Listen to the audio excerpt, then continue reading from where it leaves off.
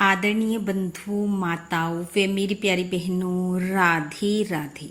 आप सभी का हमारे YouTube चैनल जीवन की धारा पर बहुत बहुत स्वागत है। बंधुओं, आज हम इस वीडियो में अधिक मास महत्तम का 25वां अध्याय सुनेंगे, जिसे सुनने सुनाने से भगवान श्री पुरुषोत्तम की कृपा से मनुष्य के पापों का नाश होता है व उसकी लोक परलोक की सभी इच्छाएं पूर्ण होती हैं। कथा महत्तम सुनने के बाद यदि आप हमारे चैनल पर नए हैं तो कृपया हमारे चैनल को सब्सक्राइब करें, बेल आइकन को प्रेस करें ताकि हमारी वीडियो की नोटिफिकेशन सबसे पहले आप तक पहुंचे। वीडियो को शेयर व लाइक भी जरूर करें। बंधुओं, कल की कथा में हमने सुना कि राजा दृढ़धनवा ऋषि वाल्मीकि जी से पुरुषोत्तम मास की उद्यापन विधि पूछ रहे हैं, जिसका उत्तर ऋषि ने पूर्णतः विधि विधान के साथ दिया। ऋषि ने कहा, हे राजन, जो मनुष्य पुरुषोत्तम मास के नियम पालन कर उद्यापन करता है, पुरुषोत्तम मास में श्रीमद् भागवत का दान करता है, रात्रि जागरण करता है, ब्राह्मण पति पत्नी को भोजन कराता है, बछड़े सहित गाय का दान करता है, भगवान पुरुषोत्तम को राधिका जी सहित बार बार प्रणाम करता है, वह मनुष्य जन्म जन्म के दुख दरिद्रता से मुक्ति पा लेता है, वह उसकी समस्त मनोकामनाएं पूर्ण होती हैं। बंधुओं, यहाँ तक की कथा हमने कल के अध्याय में सुनी। आइए अब सुनते हैं आगे की कथा। वाल्मीकि जी बोले, हे राजन, सब प्रकार के पापों का नाश करने के लिए एवं भगवान विष्णु की प्रसन्नता के निमित्त पुरुषोत्तम मास में विधि पूर्वक व्रत नियम को ग्रहण करने के पश्चात उसे छोड़ने की विधि बताता हूँ, सुनो। हे राजन, व्रत धारण करने वाला व्यक्ति सर्वप्रथम ब्राह्मण को भोजन करवाए। अमावस में भोजन करवाने वाला पुरुष दक्षिणा सहित गो का दान करे। इस माह में आंवलों से स्नान करने वाला पुरुष दधी का दान दे। फलों के नियम वाला फलों का दान करे। तेल के साथ घृत का दान करे और यदि घृत ना हो तो घृत के स्थान पर दूध देवे। अन्न के नियम में गेहूं और चावल का दान करे। पृथ्वी पर सोने वाला गद्दा, तकिया आदि विद्वान ब्राह्मण को दान में दे। व्रत की पूर्णता के निमित्त यथाशक्ति कांसे की परात अथवा थाली का दान करे। उसमें मालपुए अथवा उनके बनाने के योग्य कच्ची सामग्री एवं ऋतु के अनुसार फल रखकर पुरुषोत्तम भगवान की प्रीति के निमित्त दान में दे दे।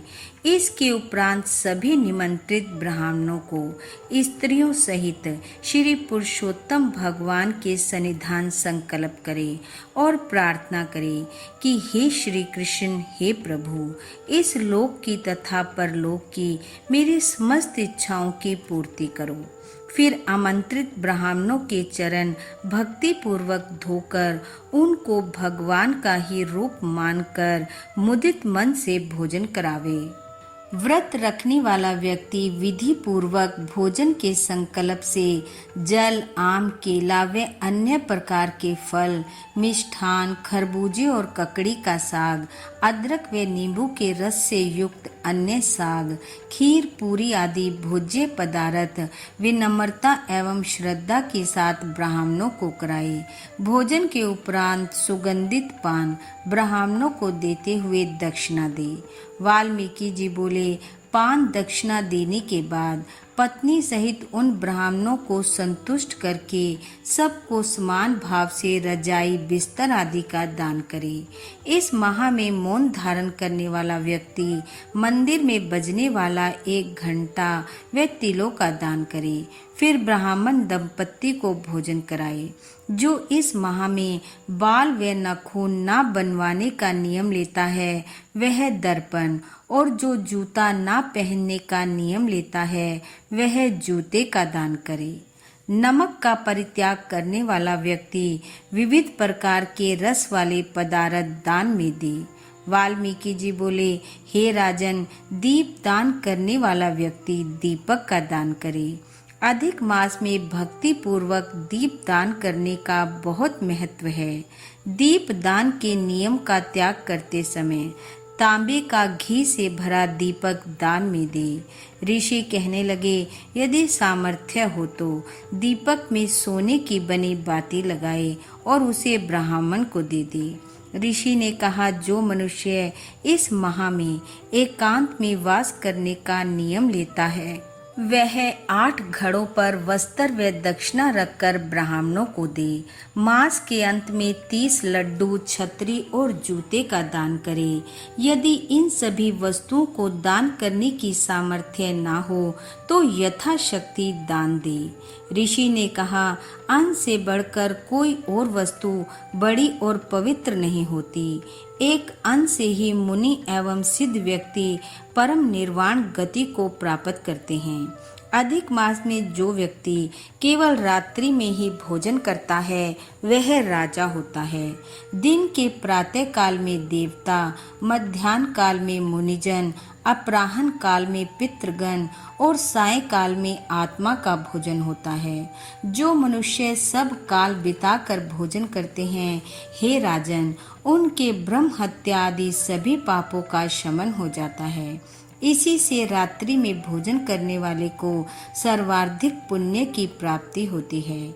अधिक मास में उड़द को ना खाने वाला व्यक्ति भी सब पापों से मुक्त हो जाता है। वाल्मीकि जी कहने लगे, इस माह में जो ब्राह्मण होकर कोल्हू चलाता है तो हे राजन वह पाप आत्मा होता है और तिलों की संख्या के बराबर वर्ष तक घोर नरक में पड़ा रहता है। अधिक मास की शुक्ल पक्ष तथा कृष्ण पक्ष की एकादशी के दिन उपवास रखने वाला व्यक्ति गरुड़ पर चढ़कर विष्णु लोक को जाता है। दशमी और द्वादशी के दिन एक समय भोजन करके भगवान की प्रसन्नता के लिए भक्ति पूर्वक व्रत करने वाला स्वर्ग को प्राप्त होता है। इस माह में कुशा का त्याग किसी प्रकार से नहीं करना चाहिए। कुशा परम पवित्र है, इसलिए इसका उपयोग पवित्रता के साथ करना चाहिए। कुशा के बिना सभी धार्मिक क्रियाएं व्यर्थ होती हैं। कुशा के मूल भाग में ब्रह्मा, मध्य भाग में जनार्दन तथा अग्र भाग में शंकर जी का वास होता है। इतना सब कहकर ऋषि बोले, हे राजन, पुरुषोत्तम माह के सभी नियमों का पालन करते हुए वह माह के अंत में इनका त्याग करते हुए विद्वान पुरुष ब्राह्मण का आशीष पाकर ही स्वर्ग को पा सकते हैं। इसलिए ब्राह्मण का आशीर्वाद लेना अति अनिवार्य है। यह कहकर ऋषि मौन हो गए। इति वृद्ध नारदीय पुरुषोत्तम मास महत्तम 25वां अध्याय समाप्त। बोलो विष्णु भगवान की जय। बोलो पुरुषोत्तम भगवान की जय।